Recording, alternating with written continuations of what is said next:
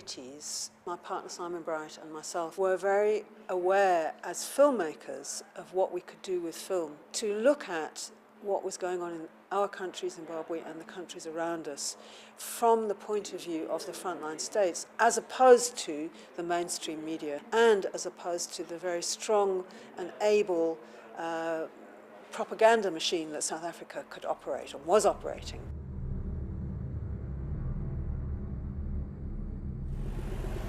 Living in Zimbabwe and surrounded on all sides by either war, in the case of Mozambique, Angola, and in a sense South Africa, or relatively new majority rule states, which were fragile, let's say, and struggling, and certainly being attacked in various ways by the South African apartheid regime.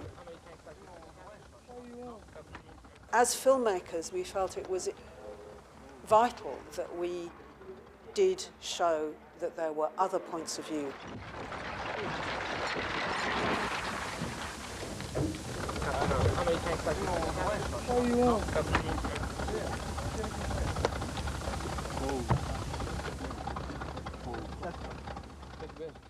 There were extraordinary still photographers from Angola, from Britain, from Mozambique, and from Holland. Some of them dead, many forgotten, and they fearlessly documented these wars on the front line.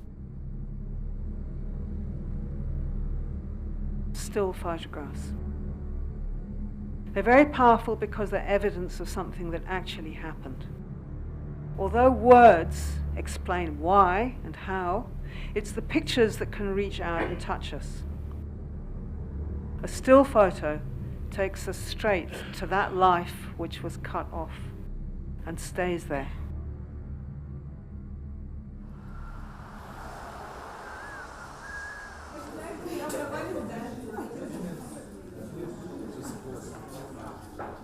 Finding the pictures, contacting the photographers, was like digging up history. It was a journey back through time to bring back and assemble this exhibition. One of the things that the Nelson Mandela Center of Memory has managed to achieve is ensuring that we identify ourselves as a safe space, a safe place for people to come and say the unsayable. And it is in that same vein that we then have exhibitions that make us confront our past in ways that we wouldn't normally do. At the moment, Frontline exhibition is the most graphic exhibition, showing the loss of life, sacrifice, the lengths to which people went for us to get to where we are today. So as we celebrate our 21st anniversary as a democracy, it reminds us that it's not our democracy alone, but that it is our democracy as a continent. It is our democracy with people of Europe, of the Americas who stood by us.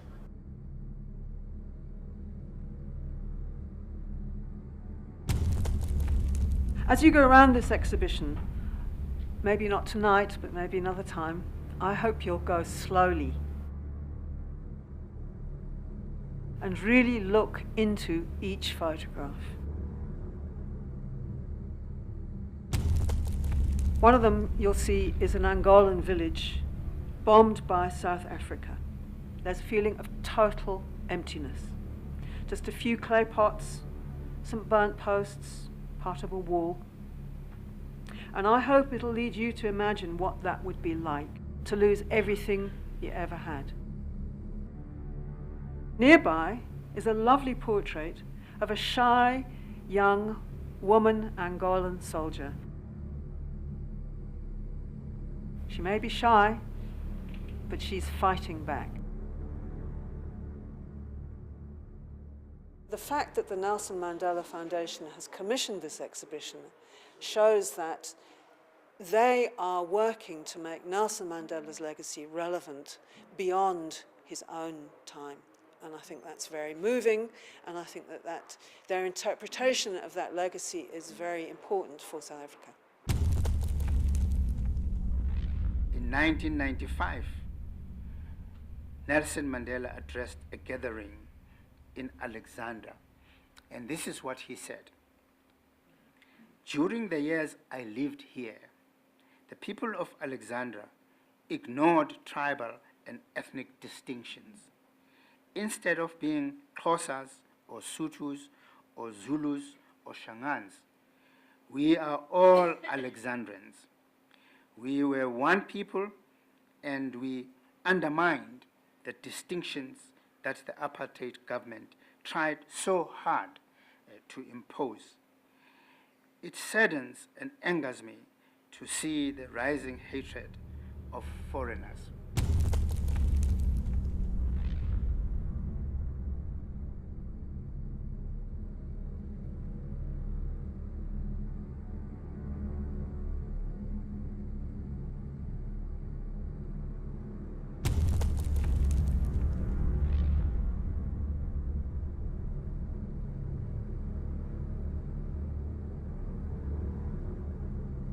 You know who is attacking foreigners here?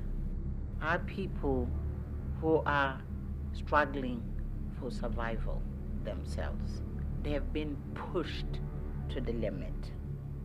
And when a human being is pushed to the limit, can go beyond the sense of being human and simply fight for survival. Xenophobia here in South Africa is not that unusual. It's due, I think, to poverty, to unemployment, and of course, of ignorance. The thing that's very different and very shocking here is that people were killed, both in 2008 and in 2015.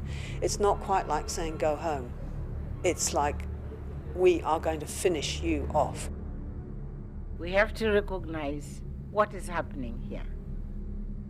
Our leadership has betrayed the dream. All of them. They betrayed the dream. They don't have the big dream to motivate all of us to look up to something bigger than any one of us. We have to reinvent the dream together with Zimbabweans, with Mozambicans, with Zambians, with everybody. The front line now, it's you people. That's the front line.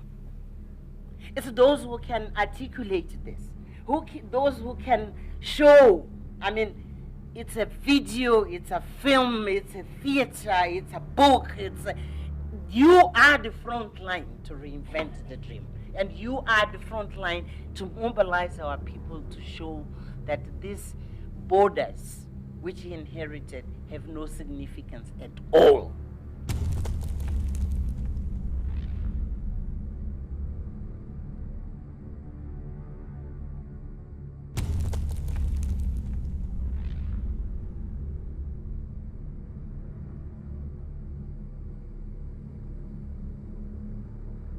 In Mozambique, Joel Chiziane photographed a farmer, his strong, torn fingernails black with dirt, holding a victory prize.